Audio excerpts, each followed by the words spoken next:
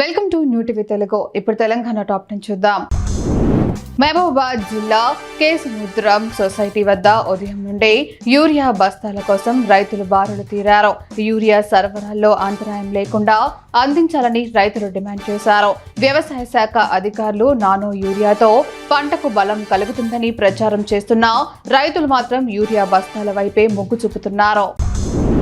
వనపర్తి జిల్లాలోని ప్రియదర్శిని జూరాల ప్రాజెక్టుకు కర్ణాటక ప్రాజెక్టుల నుంచి విడుదలైన నీటితో భారీగా వరద కొనసాగుతోంది.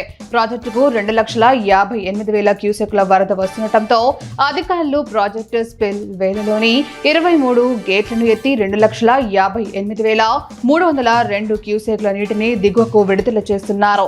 ప్రాజెక్టులో 5 యూనిట్లలో విద్యుత్ ఉత్పత్తి జరుగుతోంది. ప్రాజెక్టు పూర్తిస్థాయి నీటి సామర్థ్యం 318.516 మీటర్లు కాగా ప్రస్తుత నీటి సామర్థ్యం 317.810 మీటర్లుగా ఉంది. మహబూబ్ నగర్ జిల్లా బాలన్ నగర్ మండల కేంద్రంలోని ప్రభుత్వ షెడ్యూల్ కులాల బాలుర వసతి గృహాన్ని జడ్చర్లకు తరలించినట్లు అధికారులు ప్రకటించడంతో విద్యార్థులు తల్లిదండ్రులు ఆందోళన చేపట్టారు. ఇక్కడ అన్ని సౌకర్యాలు ప్రభుత్వ ఆసుపత్రి, పోలీస్ స్టేషన్ సమీపంలో ఉండటం వల్ల తమ పిల్లలకు రక్షణగా ఉందని, వేరే ప్రాంతానికి తరలిస్తే ఇబ్బందులు ఎదురవుతాయని విద్యార్థులు తల్లిదండ్రులు పేర్కొన్నారు. హాస్టల్ను తరలించవద్దని ఉన్నతాధికారులకు వినతి పత్రం అందజేశారు. మత్కల్ నియోజకవర్గంలో మంత్రి వాకటి శ్రీహరి ప్రజా పర్యటనలో భాగంగా కవల పిల్లలతో జన్మించిన బాలింత స్త్రీని పరామర్శించారు. సరదాగా ఆ స్త్రీ తన కొడుకుని మంత్రికి ఇస్తానని చెప్పగా మంత్రి శ్రీహరి స్పందిస్తూ, ఇప్పటికే నాకు 2 కొడుకులు ఉన్నారు, ఆడబిడ్డ ఇస్తే నా ఇంటికే తీసుకుపోతా అని అన్నారు. ఆడబిడ్డలపై తనకున్న అమితమైన మమకారాన్ని వ్యక్తం చేస్తూ అమ్మాయిల పుట్టుకే కుటుంబానికి అదృష్టమని, అమ్మాయి పుట్టిన ప్రతి ఇంటిలో సంతోషం నిండాలని ఆకాంక్షించారు. వనపర్తి జిల్లా పీర్లగుట్ట వద్ద 1.25 కోట్లతో ఎంపీ లార్డ్ నిధులతో నిర్మిస్తున్న కళాశాల బాలికల వసతి గృహ నిర్మాణ పనులను జిల్లా కలెక్టర్ ఆదర్శ్ సురభి పరిశీలించారు. పనులు త్వరగా పూర్తి చేయాలని, నాణ్యత ప్రమాణాలు పాటించాలని అధికారులను ఆదేశించారు. నిధులకు ఎలాంటి ఇబ్బందులు లేవని, అందువల్ల పనులను వేగవంతం చేయాలని కలెక్టర్ సూచించారు.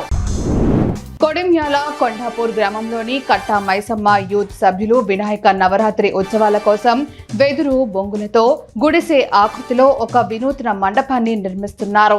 గతంలో మానవులు జీవించిన గుడిసెలను నేటి తరానికి పరిచయం చేయడమే దీని లక్ష్యమని నిర్వాహకులు తెలిపారు.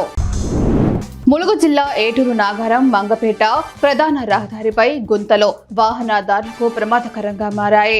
జీడివాగు కాజ్వే పైకి లేచిన ఇనుప చువ్వాలు ఎవరి ప్రాణాలు తీస్తాయని స్థానికులు, వాహనదారులు ఆందోళన వ్యక్తం చేస్తున్నారు. నిత్యం వందలాది వాహనాలు ప్రయాణించే ఈ రహదారిపై అధికారులకు గుంతలు కనిపించట్లేదా అని స్థానిక ప్రజలు ప్రశ్నించారు. ఈ గుంతలు, ఇనుప చువ్వాలు ప్రమాదాలకు దారితీసే అవకాశం ఉందని వెంటనే అధికారులు స్పందించి మరమ్మతులు చేపట్టాలని వారు కోరుతున్నారు. కాగజ్ నగర్లోని రిక్షా కాలనీలో పోలీసులు భారీ కార్డన్ సర్చ్ నిర్వహించారు. ఈ తనిఖీల్లో 2 సిఐలు, ఎస్ఐలు, సుమారు 50 మంది సిబ్బంది పాల్గొని ఇళ్లను, వాహనాలను క్షుణ్ణంగా శోధించారు. స్థానికుల రికార్డులను, అనుమానాస్పద వ్యక్తుల వివరాలను సేకరించారు. ఈ సందర్భంగా సిఐ ప్రేమ్ కుమార్ మాట్లాడుతూ పత్రాలు లేని 36 ఆటోలు, 18 బైక్లను గుర్తించి స్వాధీనం చేసుకున్నట్లు తెలిపారు. మహబూబ్ నగర్ జిల్లా ఇనుకుర్తి మండలంలో తెల్లవారుజాము జాతీయ రహదారిపై రైతులు రాస్తారోకో చేపట్టారు. స్థానిక ఎస్ఐ, పోలీస్ సిబ్బంది సమక్షంలో ఫర్టిలైజర్ యజమాని ఒకరు యూరియా స్థానంలో లిక్విడ్ ఎరువులు వాడాలని, అవి చాలా శక్తివంతమైనవని రైతులకు సూచించారు. దీనికి రైతులు ఆగ్రహించి తమకు యూరియానే కావాలని, ఈ లిక్విడ్ ఏమిటని ప్రశ్నించారు. ఈ క్రమంలో యజమానిని ఎస్ఐ వెనక్కి తీసేయగా రైతులను శాంతింపజేసేందుకు ఎస్ఐ ప్రయత్నించాడు. లిక్విడ్ వాడకం వల్ల కలిగే ప్రయోజనాలను ఆయన వివరించారు. నల్గొండ జిల్లా కేంద్రంలో పలు వార్డుల్లో డ్రైనేజీ వ్యవస్థ అస్తవ్యస్తంగా మారింది.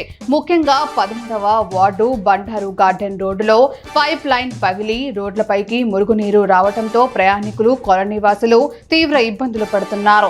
కాలనీ వాసులు పలుమార్లు ఫిర్యాదు చేసినా మున్సిపల్ అధికారులు పట్టించుకోవట్లేదని ఆరోపిస్తున్నారు.